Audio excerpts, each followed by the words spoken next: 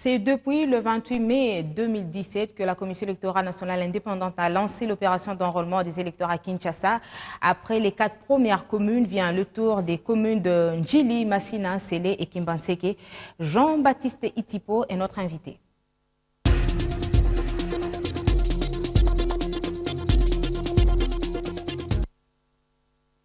Bienvenue à tous. Comment se déroule l'opération de révision du fichier électoral dans la ville-province de Kinshasa? Jean-Baptiste Itipo, directeur de communication de la Commission électorale nationale indépendante, est notre invité. Bienvenue, monsieur Jean-Baptiste Itipo. Merci, madame. La toute première question, Kinshasa, en pleine opération de révision du fichier électoral, comment ça se passe? L'opération de la révision du fichier électoral se déroule normalement dans la ville-province de Kinshasa. Et comme vous le savez, hier, monsieur le président de la CENI, son Excellence Corneille Nangaa, est allé personnellement lancer l'opération dans la commune de Maluku. Mais avant cela, il a commencé par la Tchango. Et donc l'opération évolue normalement jusqu'à ce que la CENI atteindra, n'est-ce pas, les 969 centres d'inscription qui seront implantés dans la ville-province de Kinshasa. Et à ce jour, combien de centres d'inscription sont opérationnels? À ce jour, nous sommes à 120 centres au moins qui sont déjà ouverts et opérationnels dans la ville-province de Kinshasa. Mais je souligne que ces centres sont ouverts dans toutes les 24 communes de la ville. De quelle heure à quelle heure? Les centres d'inscription de la CENI sont ouverts, madame, de 7h à 17h heure locale, et cela de mardi à dimanche. Qui sont concernés par cette opération? Très bonne question, madame. Les personnes concernées sont tous les électeurs enrôlés en 2010-2011, les nouveaux majeurs, ceux qui ont atteint l'âge de 18 ans révolu, mais aussi les Congolais résidant à l'étranger, et une catégorie très importante, les personnes qui sont nées au plus tard le 31 décembre 2000. Et pourquoi leur intégration? C'est très important parce que la loi portant identification et enrôlement des électeurs, spécialement son article 8, alinéa 2, précise que les personnes concernées sont des personnes qui sont nées au plus tard, n'est-ce pas, qui ont 18 ans bien entendu, mais qui seront prises en charge jusqu'au dernier scrutin du cycle électoral. Or, si d'après l'accord, on a les élections présidentielles, législatives nationales, législatives provinciales en 2017. Les élections locales pourront intervenir plus tard. Il faudrait donc prendre déjà en charge ces personnes-là. Quelles sont les exigences pour avoir sa carte d'électeur? Madame, la première exigence, c'est d'abord il faut être des nationalités congolaises. L'enrôlement des électeurs est une affaire qui ne concerne que des Congolais. Et lorsqu'on est Congolais, il faut se rendre au centre d'inscription de la CENI le plus proche de votre habitation, madame, à l'intérieur de votre commune. Mais il faudra également être muni de l'une des pièces suivantes. Par exemple, la carte d'électeur obtenue en 2010-2011, mais j'insiste, délivrée par la CENI. Pas la carte d'électeur qu'on a obtenue dans un cybercafé. Il faudrait soit présenter le permis de conduire national sécurisé, le passeport national en cours de validité, et lorsqu'on est étudiant ou élève, la carte d'étudiant ou la carte d'élève en cours de validité. Et lorsqu'on est retraité de l'INSS, il faudrait disposer, n'est-ce pas, de le livret de pension de l'INSS ou encore d'une attestation de naissance.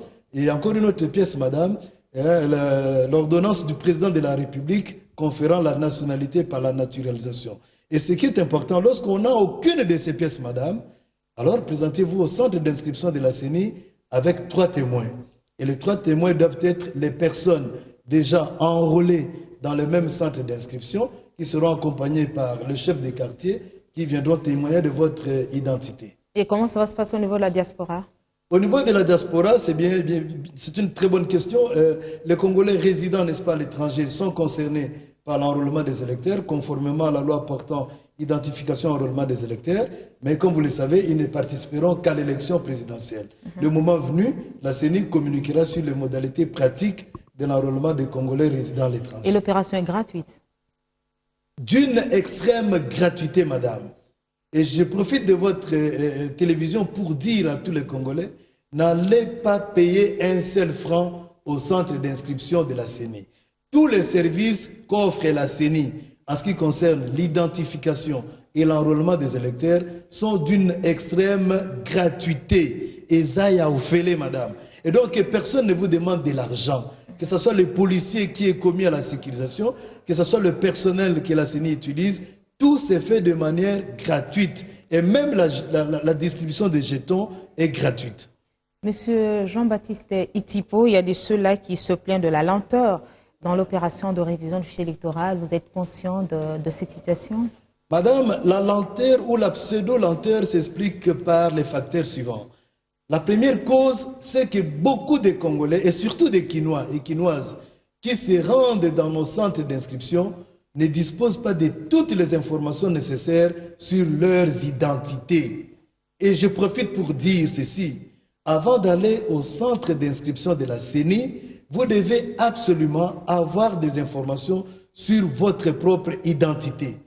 Votre nom, poste-nom, prénom, le nom du père, le nom de la mère, mais aussi des informations sur les origines. Et même l'identité, la date de lieu de naissance, tout cela c'est important. Les origines. Notre pays est passé de 11 provinces à 26 provinces. Vous devez savoir maintenant, vos parents sont originaires de quelle province? Si c'était les Bandundu hier, les Bandundu doivent donner naissance à 3 provinces. Kwango, Kwilu, Maïndombe. Si c'était la province orientale a donné naissance à 4. Nous avons Chopo, Bazolé, Otuele et Ituri. D'accord, mais est-ce que c'est la seule raison? Il n'y a pas aussi des soucis du côté technique? Du côté technique, c'est vrai, il y a une lenteur que nous pouvons considérer comme étant la turbulence liée, n'est-ce pas, au démarrage d'une opération de grande envergure. Mais attendez, 1 semaine, 2 semaines après, vous verrez que nos agents vont acquérir tous les automatismes et ça va aller comme sur des roulettes. Alors, je termine par cette question. Vous avez dit qu'il ne faudra pas venir avec des cartes obtenues dans les cybercafés, mais quelles sont les garanties sécuritaires de la nouvelle carte d'électeur? La nouvelle carte d'électeur offre plus de garanties sécuritaires et nous ne pouvons pas en parler ici.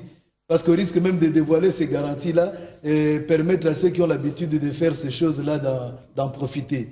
La nouvelle carte d'électeur, elle est même différente de la sienne par son format, par sa couleur, par un certain nombre de détails là.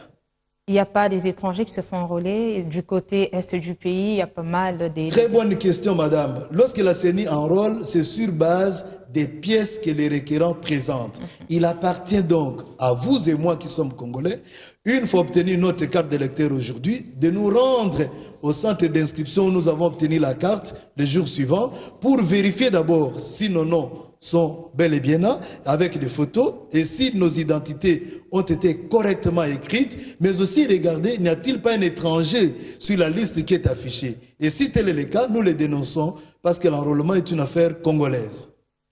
Monsieur Jean-Baptiste Itipo, merci d'avoir disponibilisé de votre temps pour échanger avec nous. Merci, madame. Au revoir. Au revoir.